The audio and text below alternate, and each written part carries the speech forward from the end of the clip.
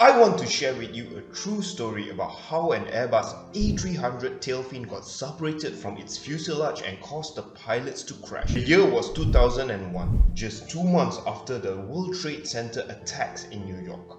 The flight was scheduled to depart from New York JFK Airport to Las Americas International Airport in Santo Domingo, the capital of the Dominican Republic. Let's talk about the pilot. The captain is a 42-year-old man and the first officer is aged 34 years old.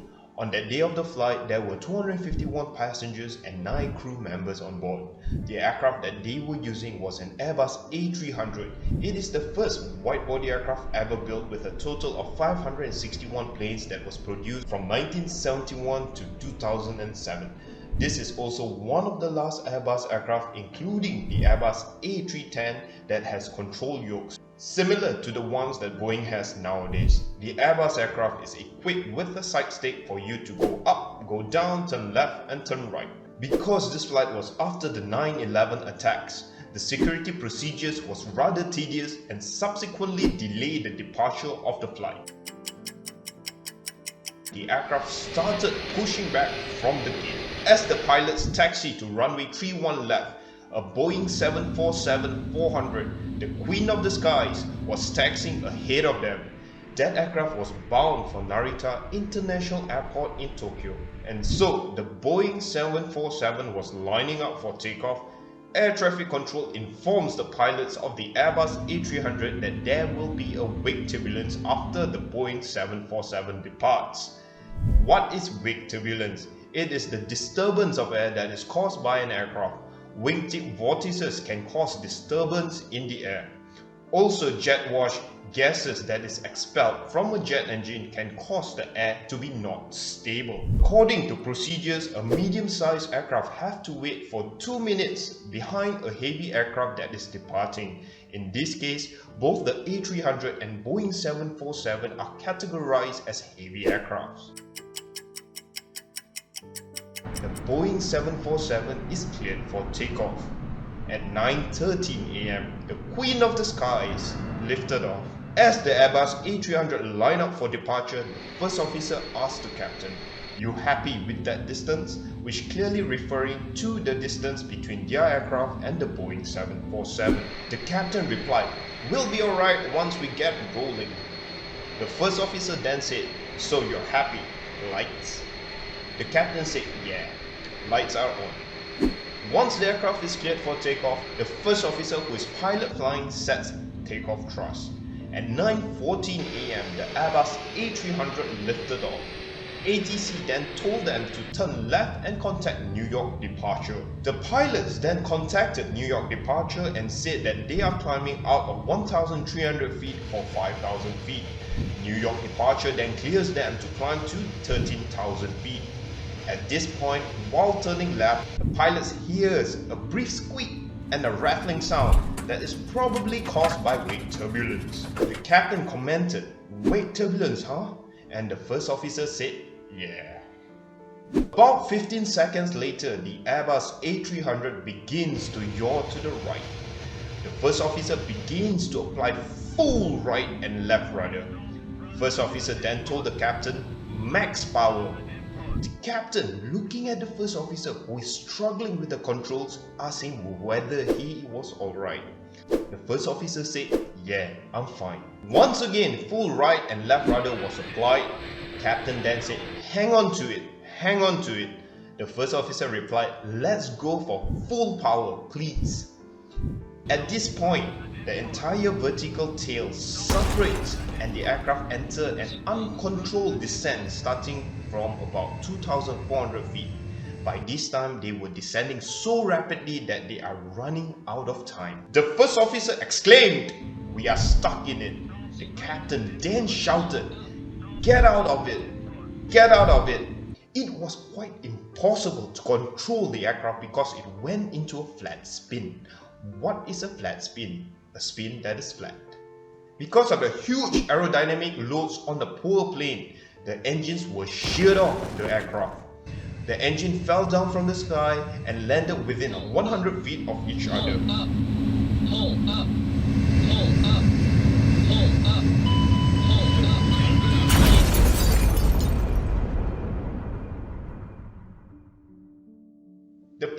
crashed right on Beach 131 Street, a Queens residential area. The crash is the second worst accident in US history. After the crash, the NTSB investigated into the accident and discovered that the aircraft took off immediately after the Boeing 747. It then flew into a larger jet wake where the air is very turbulent. The first officer tried to keep the aircraft stable with alternating aggressive rudder inputs, left, right, left, right.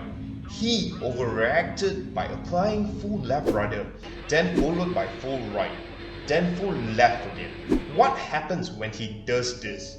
The force of air that is flowing against the moving rudder put a lot of stress on the aircraft vertical stabilizer, and eventually the whole thing snapped off entirely. Once this happened, the aircraft has no control of the aircraft and crashed.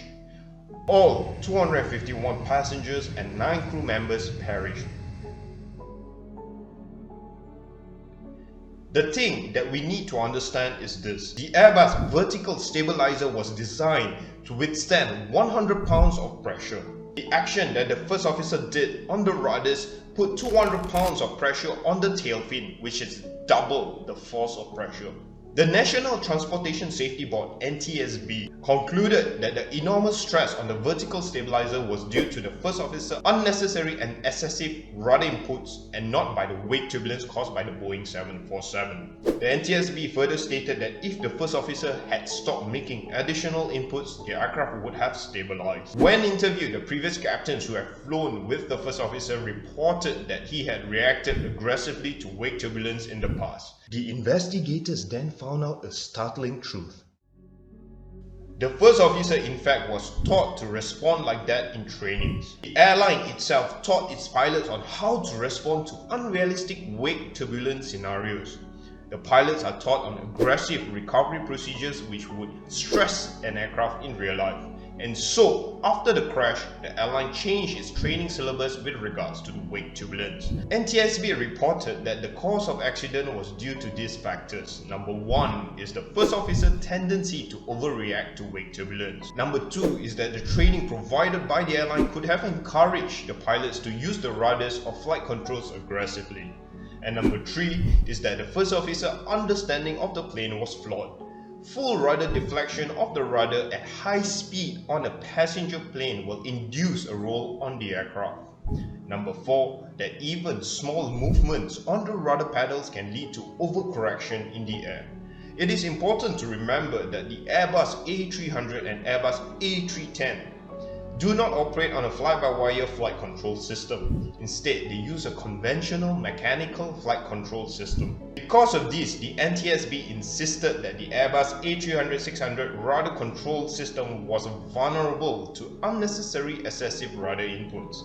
Procedures were changed after the accident. How was it possible that a fully functional Airbus A310 went into a spin and dropped like a rock? Stay tuned to find out the shocking thing that happened when there are more than 4 people in the cockpit.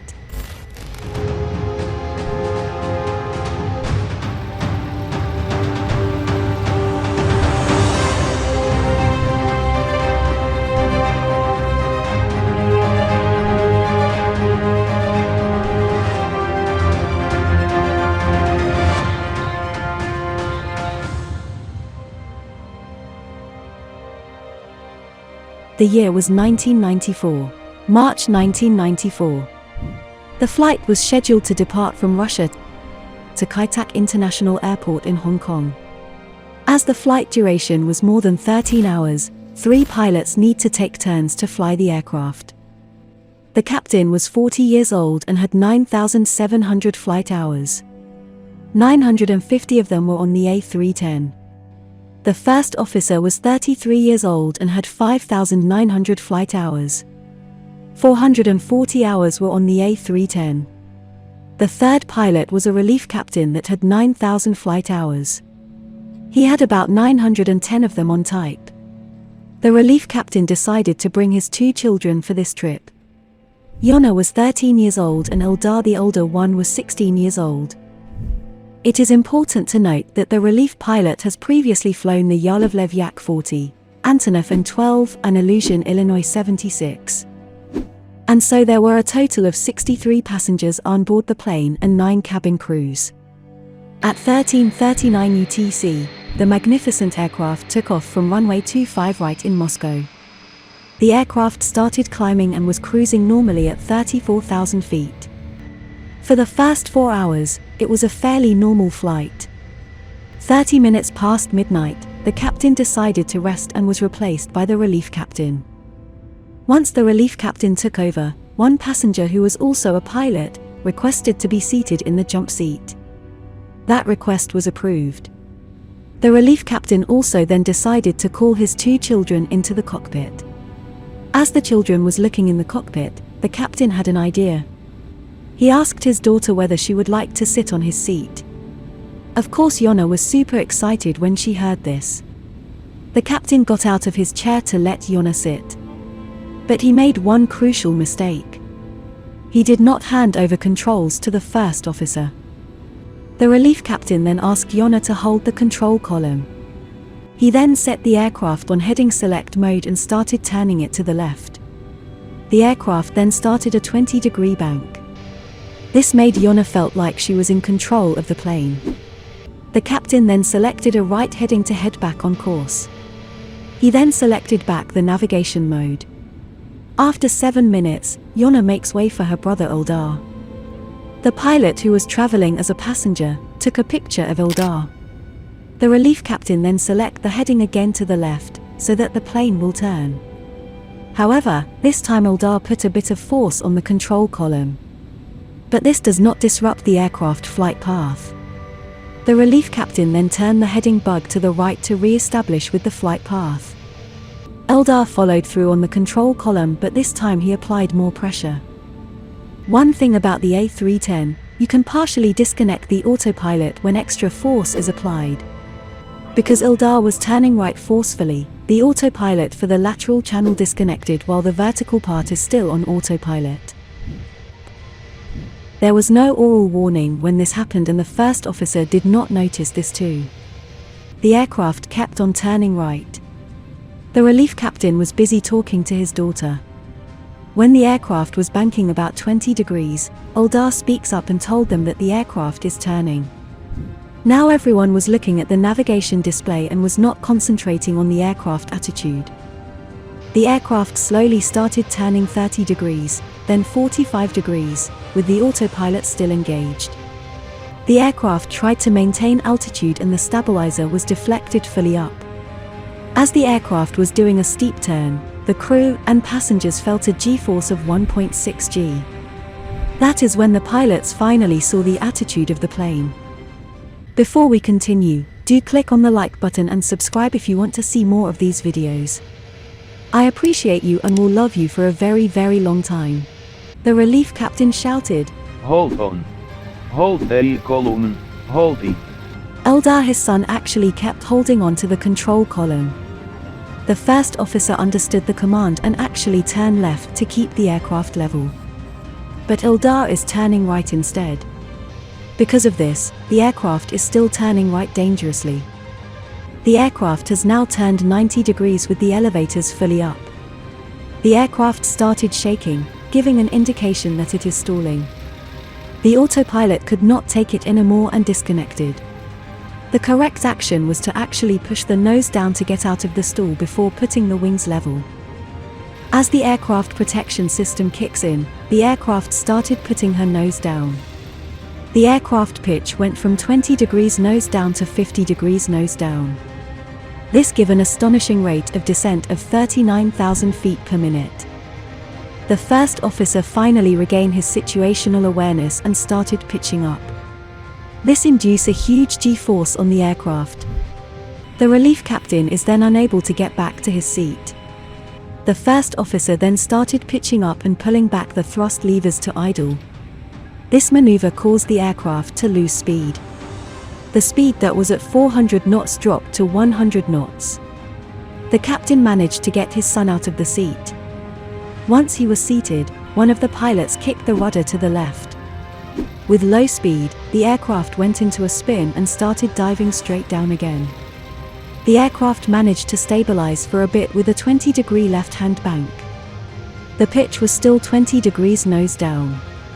The aircraft would have stabilized if the pilots let go of the controls. But because of the nose down, the pilots started pitching up and the aircraft loses speed again. The rudder was then kicked to the left again. The aircraft then went into a spin again,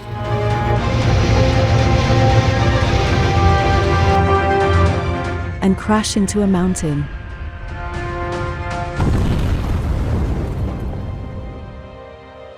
Everyone on board perished.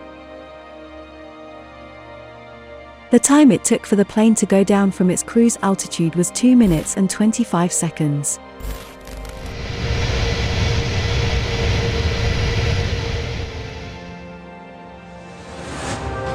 Пошел, да? Слева идет самолет? Неверно, да? Право. Нормально, подсказывай. Чуть вправо пойдет.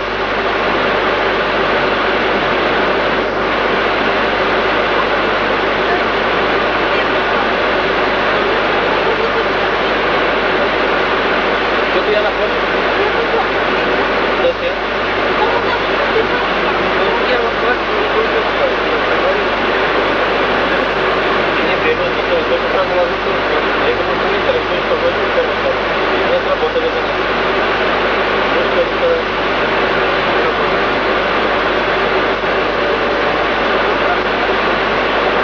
Сейчас поворачиваешь. Сам поворачиваешься? Да. А почему он поворачивает, не знаю. Не забьет? Вы в зону пошли ожидания. Да? Конечно. Ребята. Держи, что он держит. В обратную сторону. Обратную, влево. Обратную. Лево крути. Лево. В обратную. Лево. А влево крути. Вправо. Вправо. Ты не видишь, что это? Вправо крути. Вправо крути. Вправо крути. Право! Да влево земля, вот! Да, выходи. Выползай назад. Айдар. Ты видишь эти, нет? Ну ты малый! Выходи. Выходи, Айдар. Выходи быстрее. Выходи. Выходи.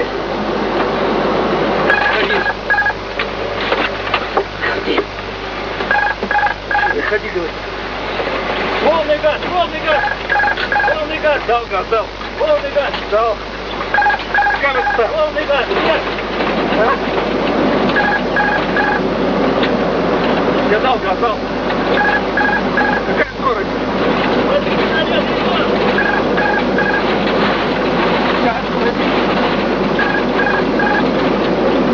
Так.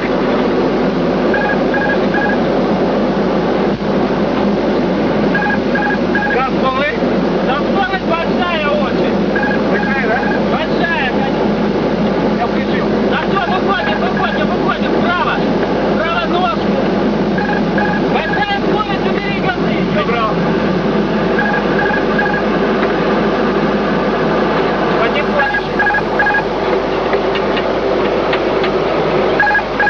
Блядь, право не крути. Скорость добавил. О, сколько сейчас будет? Все нормально. Потихоньку на тебя, потихоньку. Потихоньку плыви.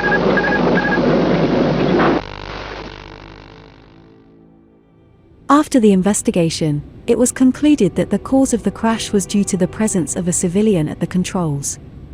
He then disconnected the autopilot lateral control and no warning sounds were heard. The pilots were also not trained for jet upset recovery at high altitude. The first officer was also not seated properly when he was in control. During the cruise phase, he actually put his seat back to relax. After the accident, several recommendations were introduced. Flight deck security was enhanced. More training was given to pilots. An audible warning system was also introduced in order for the pilots to be aware of a change in flight systems.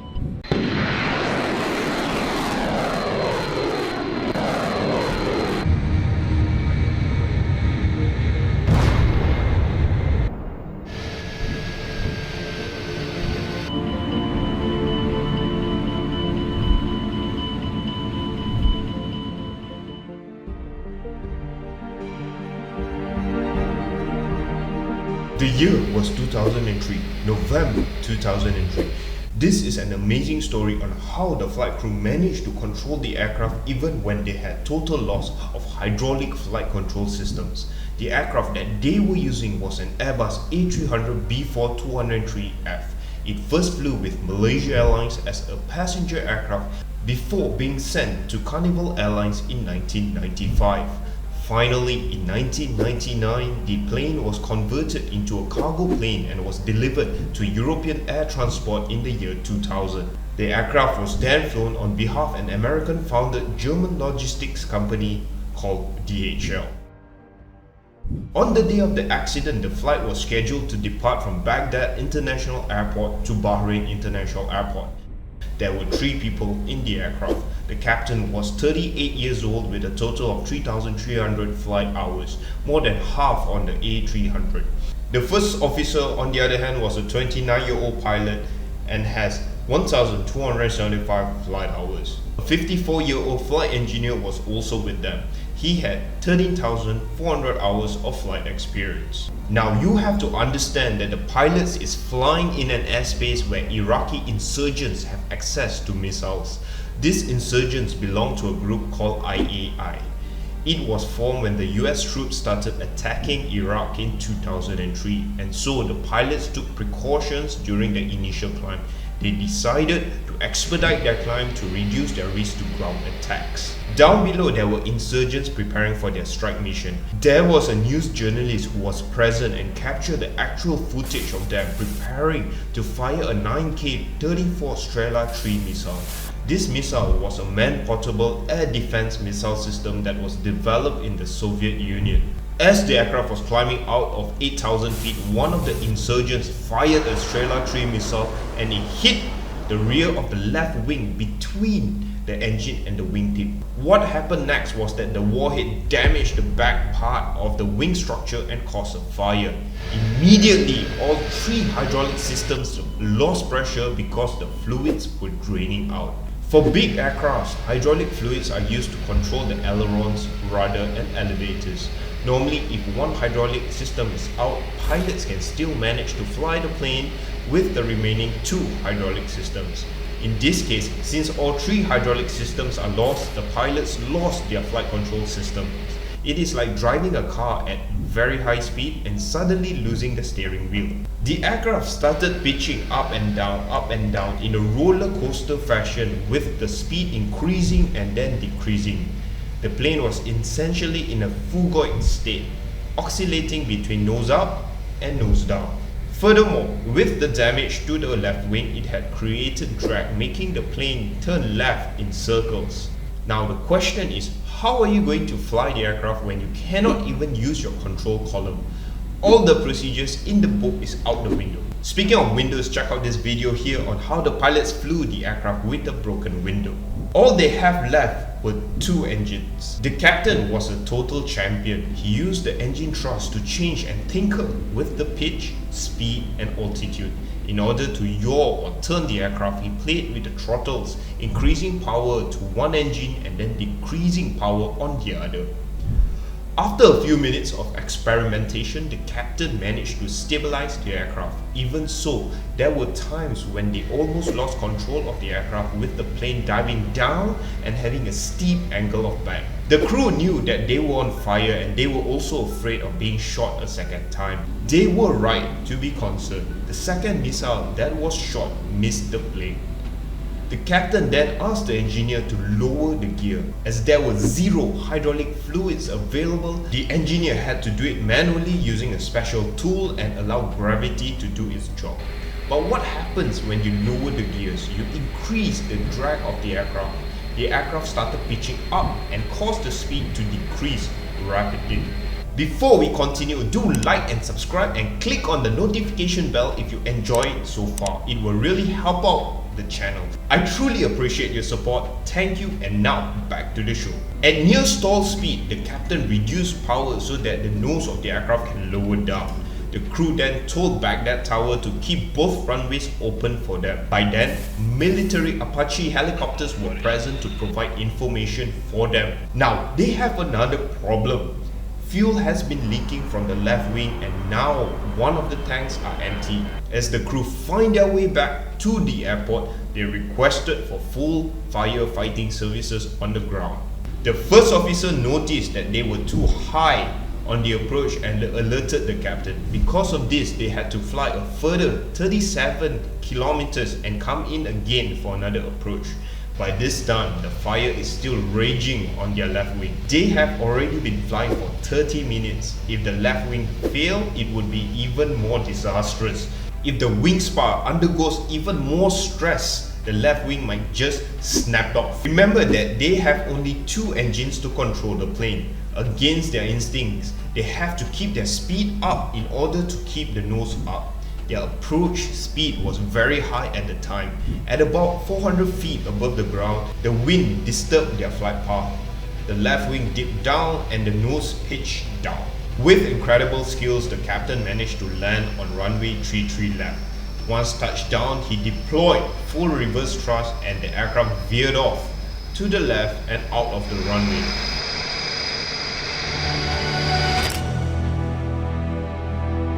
All 3 crew managed to evacuate out of the plane safely.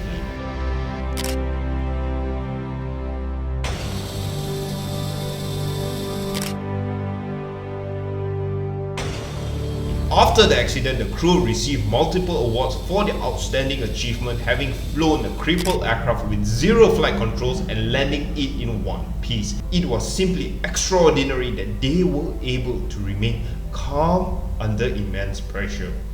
The aircraft was repaired and re-registered. After that, it was put up for sale but remained unsold. The aircraft did not fly again after the incident and was at last scrapped.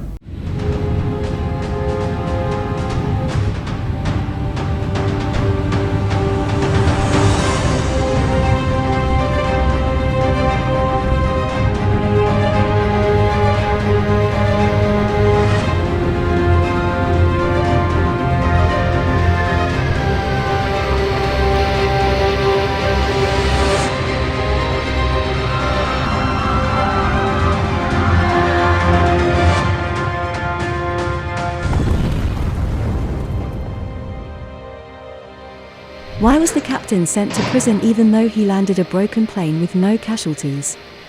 Stay tuned to find out the bizarre twist of events that led to this. The year was 2000, July 2000.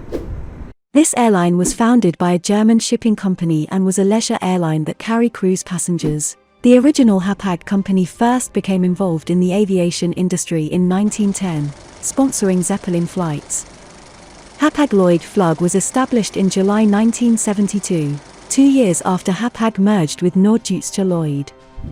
Hapag-Lloyd Group bought a few Boeing 727s to fly its cruise passengers from Germany to the ports. It began operations on the 30th of March 1973. With the boom of the holiday charter flight market in the 1970s, it quickly adopted charter flights to popular holiday destinations in the Mediterranean Sea area and the Canary Islands. It soon became one of the biggest German charter airlines. On the 12th of July 2000, an Airbus A310 was scheduled to bring 143 passengers and 8 crew members from Hania, Crete in Greece, to Hanover in Germany. Let us talk about the Airbus A310. The Airbus A310 is a wide-body aircraft, designed and manufactured by Airbus Industrie, then a consortium of European aerospace manufacturers. Airbus had identified a demand for an aircraft smaller than the A300, the first wide-body twin-jet aircraft. On the 7th of July 1978, the A310 was launched with orders from Swissair and Lufthansa. On the 3rd of April 1982, the first prototype conducted its maiden flight, and the A310 received its type certification on the 11th of March 1983. The aircraft was 11 years old and had 41,300 total airframe hours. The captain was a 56-year-old pilot with more than 23,000 of flight hours. He was the most experienced pilot in the airline. The first officer was 25 years old and have a total of 2,800 flight hours. On that day, the captain was the pilot flying and the first officer was the pilot monitoring. At 10:58 local time, the aircraft started its takeoff roll, and 1 minute later the aircraft got airborne. Under normal conditions, once the aircraft was on a positive climb, the pilots will retract the landing gear. But in this case the wheels refused to retract. In the cockpit, the red gear unsafe lamp and yellow gear door open lamp illuminated. What happens when your computer freezes? Well, you reset it. In this case, this is exactly what the pilots did. They tried cycling the gear 4 times. The landing gear still remained down. The captain then decided to continue the flight to Germany with the gear extended, as they needed to burn the extra fuel. Now with this problem they have, workload has increased for the pilots. The first officer tried to contact the airline HF radio station to get some feedback via a CARS and Stockholm radio. He was preoccupied with this task for almost 1 hour. In the meantime they kept on referring to the FMS, which is the flight management system. This computer tells the pilots about the fuel consumed and the time it takes to arrive to their destination. After consulting with the airline dispatch team, they decided to divert to Munich Airport. But they left out one crucial detail. The Airbus A310 FMS computer was not designed to calculate how much fuel is needed when the landing gear is down. With the landing gear extended, it created so much drag that it burned almost twice as much fuel compared to the gear being in the retracted position. The pilots then discovered the shocking truth. They do not have enough fuel to fly to Munich Airport. At 12 p.m. local time, the captain changed his mind and decided to fly to Vienna Schwechat Airport instead. If you enjoy this video so far, do like and subscribe for more videos like this. I appreciate you and will love you for a very, very long time. The first officer noticed the rapid decrease of fuel and they were still under Greek airspace. At 12:34 local time, the FMS fuel prediction showed 1.9 tons arrival fuel in Vienna. This meant that the pilots have to divert to the nearest suitable airport, which is Zagreb in Croatia. However, the pilots did not do that. Instead, upon contacting Zagreb ATC, the crew is still heading towards Vienna. The pilots then request a direct route to Vienna and told ATC that if a direct route was not available, they will divert to Graz Airport. That was when Vienna ATC found out that the plane was low on fuel. Surprisingly, the pilots did not declare an emergency. The first officer urged the captain twice to declare an emergency, but the captain refused. At 13:01 local time, the fuel low level warning indicated about 1,340 kilograms remaining. At this point, the aircraft was 42 nautical miles away from Zagreb, 85 nautical miles away from Graz and 131 nautical miles away from Vienna. The captain decided to call Mayday but still insisted that they are able to reach Vienna. At this point, the crew still considered diverting to Graz but found out that he did not have the approach charts. The first officer was trying to tell the captain that the FMS fuel prediction was wrong. The captain then instructed the first officer to request no emergency services after landing and to delay the flap extension. 12 nautical miles from the runway, both engines flamed out, but the first officer was able to restart them for a few more minutes of thrust. Because there was no time for the final checklist, the land recovery switch was neglected. This affected the ailerons, which is needed for stability at low speeds.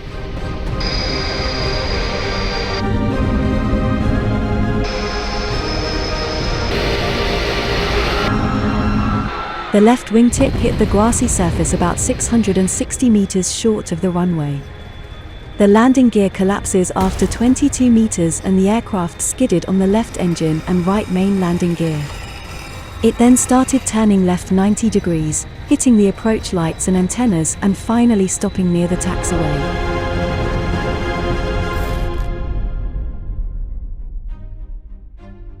"26 passengers got injured while evacuating the aircraft using the escape slides. The aircraft was written off because of the severe damage to the underside of the fuselage. During the investigation, it was found that then lock nut that was fitted wrongly allowed a screw to turn, which led to an adjustment error. This prevented the landing gear to be retracted. The investigators concluded that the pilots failed to comply with company regulations regarding fuel reserves. There were several human factors at play, namely the loss of situational awareness and tunnel vision. The captain relied on the wrong data in the FMS and also insisted to continue flying, instead of diverting to Zagreb Airport. The airline also failed to provide sufficient documentation for abnormal landing gear indication and inadequate review of fuel requirements. The captain decided to leave the airline 6 months after the incident. In 2004, the Hanover District Court convicted the captain and sent him to prison for 6 months. The offense was that he was endangering the lives of passengers for failing to divert to Zagreb. If you found this story interesting, do check out our latest video. Thank you very much for watching. Do comment below which stories you would like us to share.